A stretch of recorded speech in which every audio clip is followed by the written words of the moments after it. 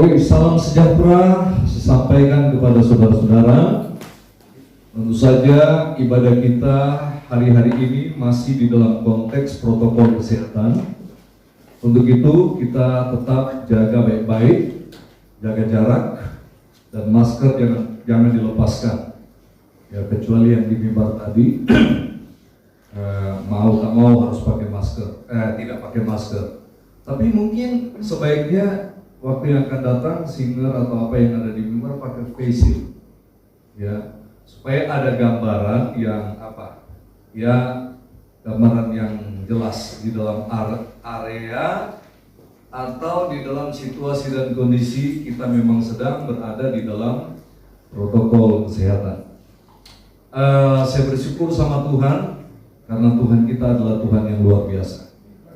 Saya percaya juga bahwa Tuhan ada di tengah-tengah kita melalui puji-pujian yang penuh dengan semangat, penyembahan yang di dalamnya ada api yang bisa membawa kita lebih dekat dan lebih memahami, mengerti tentang kehadiran Tuhan di dalam kehidupan kita. Hari ini atau mulai hari ini atau mulai minggu ini, saya sebagai gembala jemaat ingin menyampaikan firman Tuhan dalam bentuk serial ini, ya, tentang keluarga. Dan hari ini adalah episode pertama. Dan kemudian kemungkinan akan melewati 4 episode atau 5 episode. Yang jelas bahwa ini penting karena masa kini keluarga dihajar, dihantam oleh berbagai macam krisis dan konflik. Sehingga keluarga lari atau keluar dari komitmen. Sampai-sampai berpikir ulang, apakah keluarga yang sudah terbentuk ini ideal atau tidak?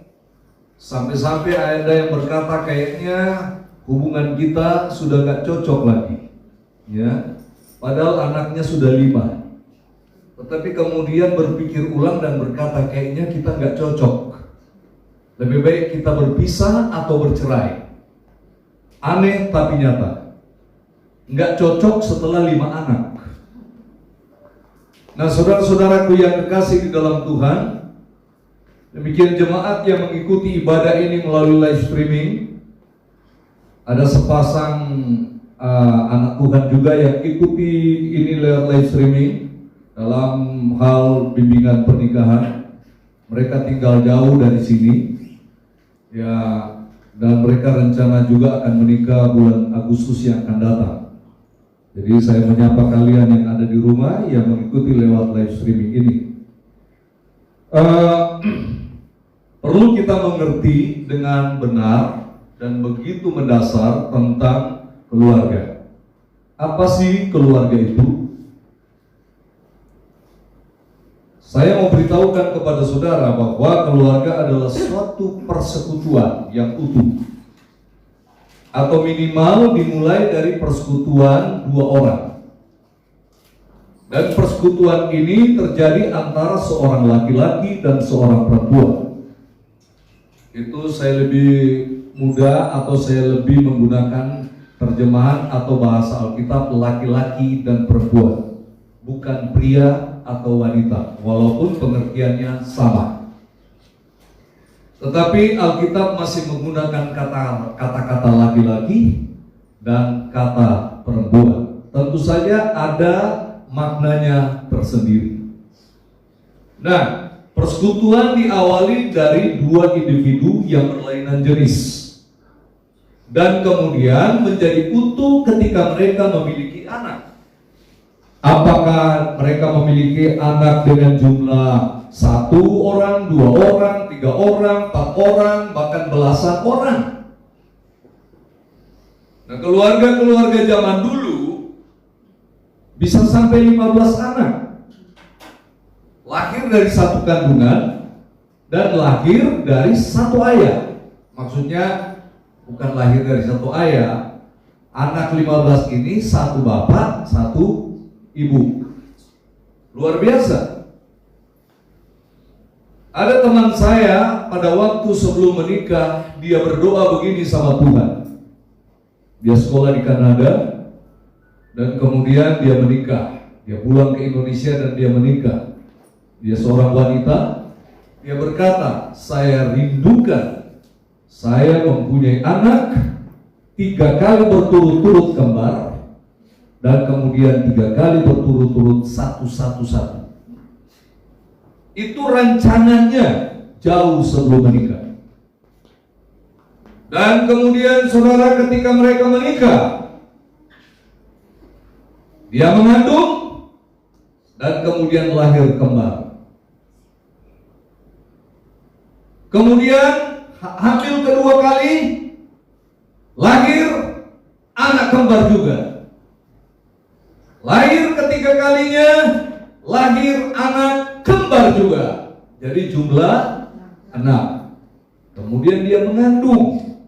Ketika dia mengandung keempat kali, anak lahir 1, nggak kembar. Mengandung lagi, lahir 1, bukan kembar. Mengandung lagi, lahir 1, bukan kembar. Jumlahnya 9 orang. Luar biasa. Dari mana dia dapatkan itu? Itu adalah kerinduan, harapan, dan doanya. Dan jadilah sebuah keluarga utuh antara 1 suami, 1 istri, dan 9 anak.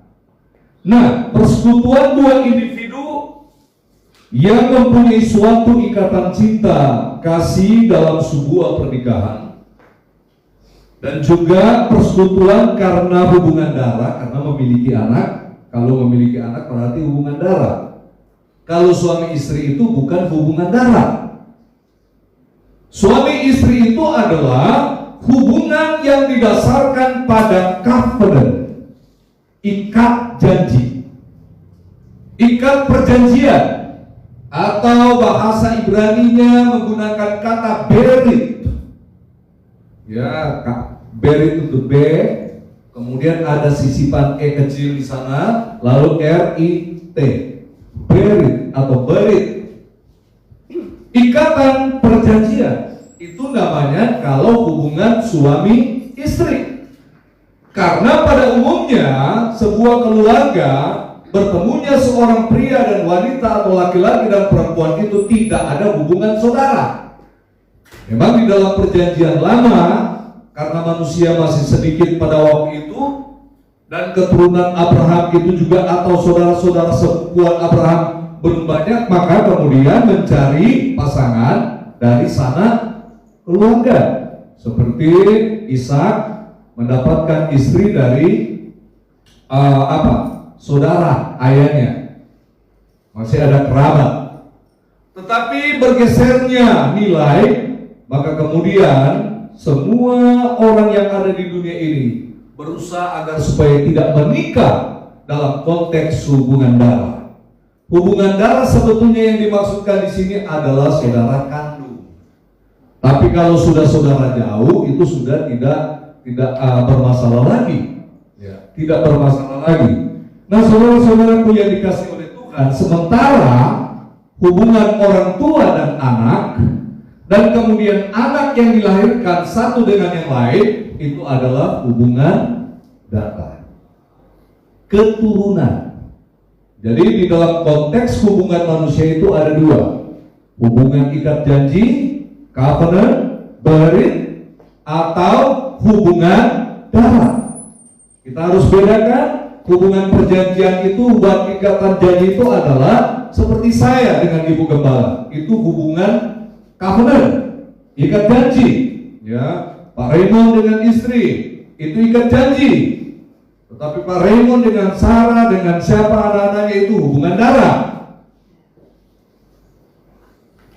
Dan hubungan ikat janji itu ada 2 kemungkinan. Tetapi yang Tuhan inginkan hubungan sampai kematian yang memisahkan. Tetapi ada kemungkinan lain, bisa bubar di tengah jalan. Itu namanya hubungan perjanjian. Makanya perjanjian nikah itu kalau orang menikah, jangan mendasarkannya kepada sebuah dasar yang namanya sepakat. Tetapi pernikahan itu harus didasarkan pada jodoh. Beda. Jodoh atau sepakat itu beda. Kalau jodoh itu Tuhan yang menentukan. Kalau sudah diikat dalam sebuah pernikahan, diberkati di dalam gereja, itu namanya jodoh. Sebab kalau sepakat, satu waktu ada yang mengingkari kesepakatan, bisa bubar. Jadi pernikahan yang benar tidak sampai kepada sisi atau dasar fondasi sepakat, tetapi jauh daripada itu adalah perjodohan. Dan apa yang dijodohkan oleh Tuhan tidak boleh diceraikan oleh manusia. Sementara kalau kesepakatan bisa bubar. Nah, saudara-saudaraku yang dikasih dalam Tuhan, bahwa keluarga itu produknya Tuhan. Tuhanlah yang membentuk keluarga awal. Kita baca Kejadian 1 ayat 27. Kejadian 1 ayat 27. Albert, perhatikan benar karena kamu nanti menikah, jadi sudah ada landasan. Apalagi Brenda harus lebih memperhatikan dan yang lain-lainnya, ya. Yang remaja pun jangan berpikir, Pak Gembala masih jauh Pak. Ada yang baru 17 tahun, tahu-tahu sudah berada di pelaminan, nggak diduga-duga, sudah ada undangan. Nggak diduga, sudah dapat informasi, tahu nggak, si Ani menikah, masih muda belia. Itu nggak bisa diprediksi. Makanya kita sebagai anak-anak remaja, pemuda harus punya planning. Kalau AL rencana mau menikah tahun berapa? Rencana ya. Rencana 19, 21, tamat kuliah, atau udah bekerja mapan. Nah, AL bilang kalau udah bekerja mapan, maka dia baru mau menikah. Ya. Jadi gak tergantung umur ya. Jadi biarpun udah 19 tahun tapi udah punya pekerjaan. Nah, dia maunya supaya udah dewasa dulu baru mau menikah. Kira rencana mau menikah umur berapa? Kan berencana itu kan demokrasi dan gak dosa, sah-sah saja. Pokoknya di bawah kepala 3 ya, ya kan? Rencananya begitu ya, di bawah kepala 3. Karena kalau cewek itu, kalau kepala udah mendekat kepala 3, sepertinya ada monster di depan. Saya mau berkata, salibkan itu. Itu gak benar. Anda lihat gaya dan budaya Amerika. Mereka rata-rata menikah di atas 30-an tahun. Bahkan di dalam Alkitab sebetulnya kalau umur 30 tahun itu masih anak sekolah minggu sebetulnya. Ya, umurnya ratusan tahun soalnya. Jadi masih balita kalau sebetulnya. Balita itu istilah. Karena balita kan itu di bawah 5 tahun.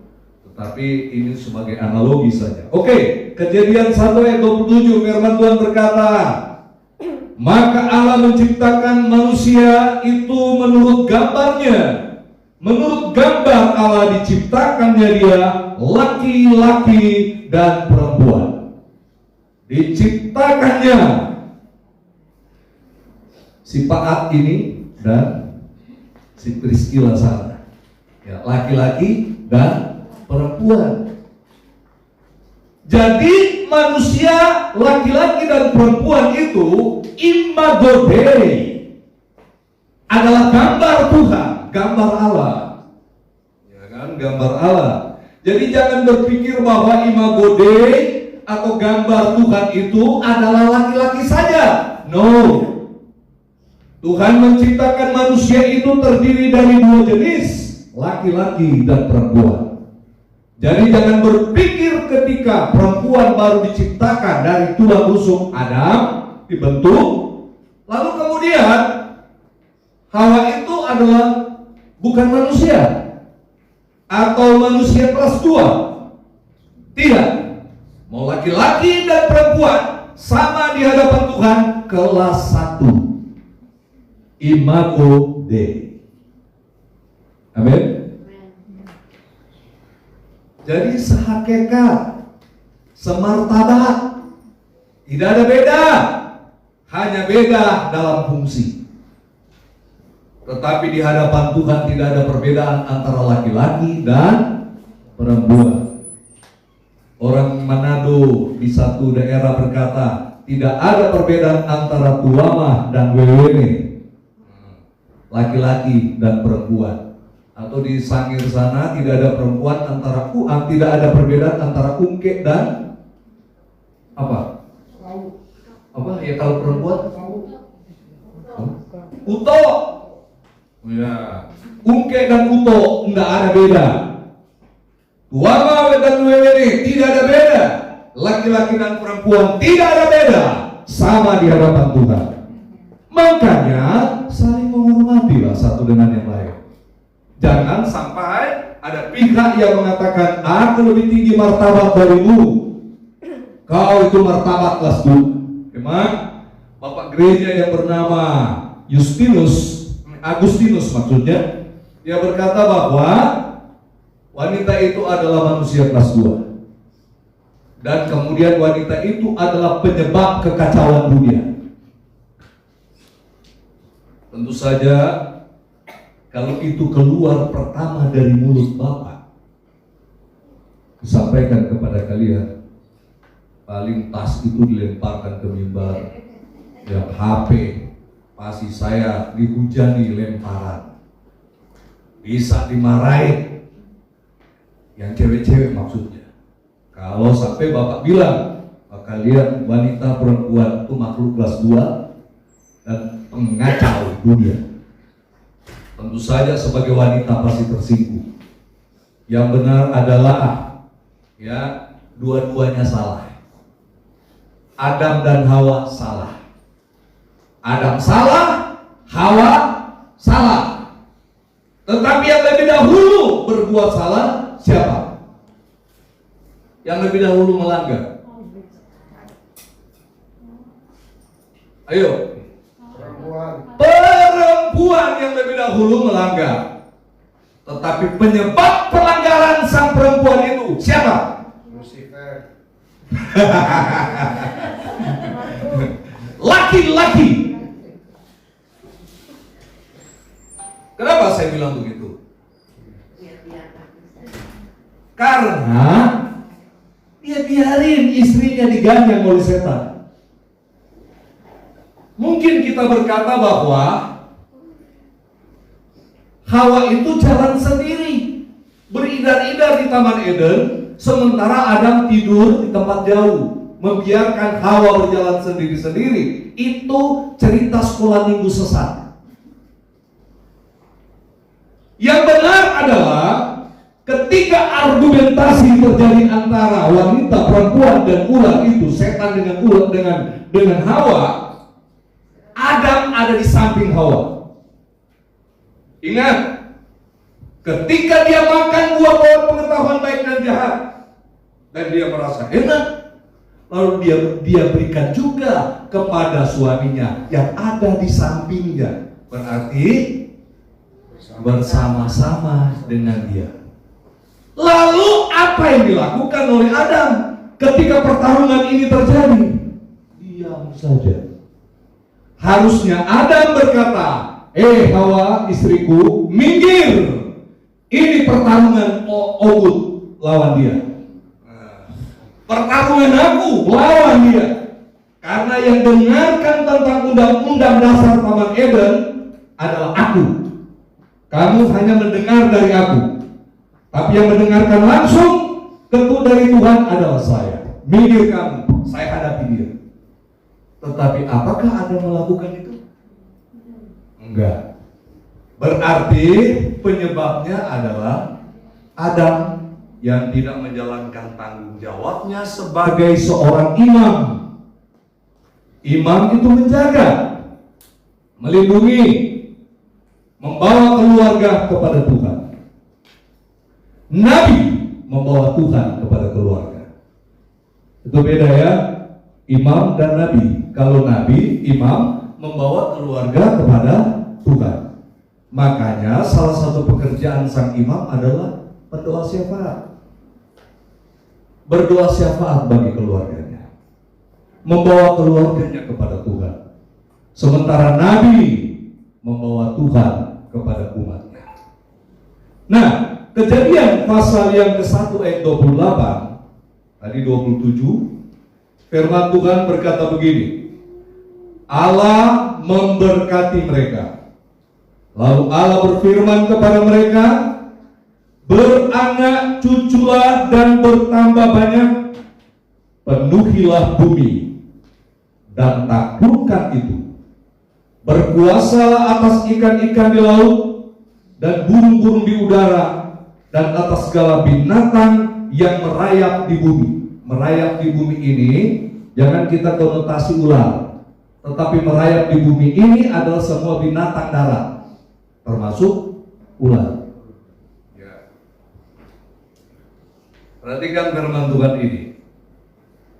Setelah Allah menciptakan mereka sesuai dengan gambar Tuhan, imago Dei, laki-laki dan perempuan, sehakikat, satu martabat, tidak ada perbedaan, maka Allah memberkati mereka. Lalu Allah berfirman kepada mereka, beranak cuculah dan bertambah banyak. Pertanyaan saya, beranak dulu baru diberkati, atau diberkati dulu baru beranak?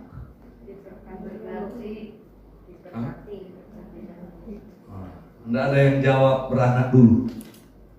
Beranak dulu. Siapa yang bilang itu? Yang jelas firman Tuhan berkata, Allah memberkati mereka. Jadi pemberkatan duluan harus disahkan terlebih dahulu lembaga ini, baru boleh berproduksi. Beranak cucu itu kan ada satu hubungan yang sangat eksklusif antara seorang laki-laki dan perempuan, yang namanya hubungan seks. Itu baru bisa dilakukan ketika laki-laki dan perempuan dinikahkan dulu, diberkati dulu. Tetapi pertanyaan saya, saudara pernah temukan orang atau pernah dengar udah beranak dulu baru? Banyak. Oh banyak sekali, banyak sekali. Apalagi budaya Hollywood masuk kan? Budaya Hollywood dan Bollywood. Ya. Bollywood itu India ya. Tapi yang paling dahsyat Hollywood, ya, yang ada di daerah Los Angeles sana.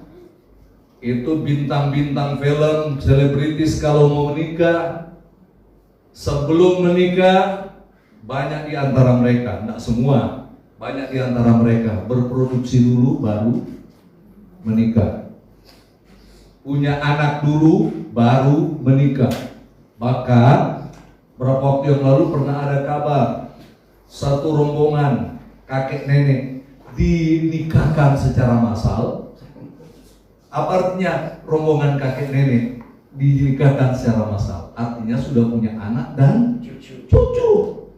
Itu penggenapan, sudah beranak cucu dulu baru diberkati, disahkan. Serem.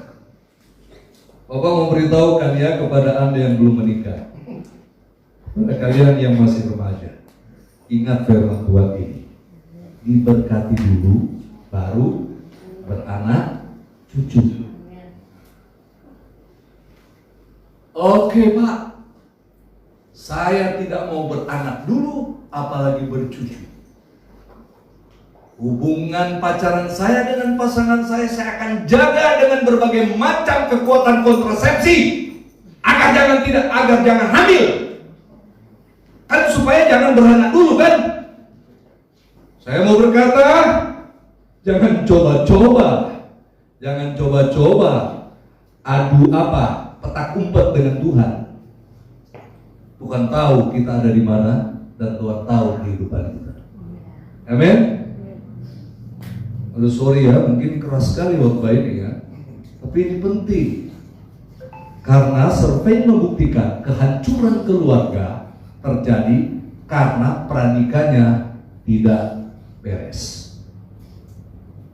Nah, tetapi bagi mereka yang sudah terlanjur, jalan satu-satunya cuma ada satu, datang sama Tuhan minta ampun. Tuhan, pernikahan saya diawali dengan pernikah yang kurang beres. Ampuni saya. Pantasan konflik, berbagai macam kesulitan aku alami. Apa salahnya datang kepada Tuhan dan minta ampun? Karena memohon ampun tidak ada terlambat selama pintu anugerah masih dibukakan. Oke. Nah, kemudian ketika beranak cucu, kita lihat bahwa bukan hanya tugas beranak cucu loh, tetapi bagaimana menghidupi mereka. Ada orang kan cetak, tetapi nggak pikirkan pemeliharaan atau perawatan bagi mereka. Ada istilah zaman dulu, banyak anak, banyak rezeki. Nah, sampai dia menikah dengan seorang, ya ampun cuma dapat satu anak. Kan banyak anak, banyak rezeki. Dia cari wanita lain supaya punya koleksi anak banyak. Kan banyak anak, banyak rezeki. Mau beritahukan, zaman sekarang tidak bisa dihindarkan. Planning, perencanaan. Kalau kau mau menikah, punya anak berapa, dan bagaimana caranya memelihara dan menghidupi mereka. Tuhan memang memelihara, tetapi orang tua punya tanggung jawab. Bagaimana anak-anak bisa bersekolah dengan baik, tumbuh dengan baik, kalau tidak ada kreativitas dan inovasi kreatif dari orang tua, misalnya bekerja, berdagang, berusaha untuk menyekolahkan anak atau membesarkan anak. Emangnya anak tidak butuh susu, ya? Nggak ada uang yang namanya apa? Kalau Indonesia kan Bank Indonesia, rupiah. Nggak ada uang tulisannya cinta. Mau beli susu pakai cinta, ditendang. Nggak ada itu. Memang menikah bercinta itu jadi dasar. Tetapi untuk menjalani dan memelihara pernikahan itu bukan hanya sekedar cinta, tetapi perlu, amin, perlu uang. Oke, ketika mereka dinikahkan, Tuhan berkata, tugas pertama beranak cucu dan bertambah banyak, penuhilah bumi dan taklukkan itu adalah usahakan, kelola ya sumber daya yang Tuhan sudah berikan. Makanya kepada Adam, cara menaklukkannya pertama mengelola bumi adalah memelihara Taman Eden, taman Tuhan yang penuh dengan buah-buah yang menjadi sumber makanan mereka. Lalu Tuhan bilang, semua yang ada di taman ini silakan diembat, dikunyah, dimakan. Tetapi yang satunya saja nggak boleh, yaitu buah pohon pengetahuan baik dan jahat. Pertanyaan, buah kehidupan boleh dimakan nggak? Boleh. Tetapi ketika manusia jatuh dalam dosa karena makan buah pohon pengetahuan baik dan jahat, maka dia tidak boleh makan buah pohon kehidupan, supaya dia tidak kekal di dalam dosanya.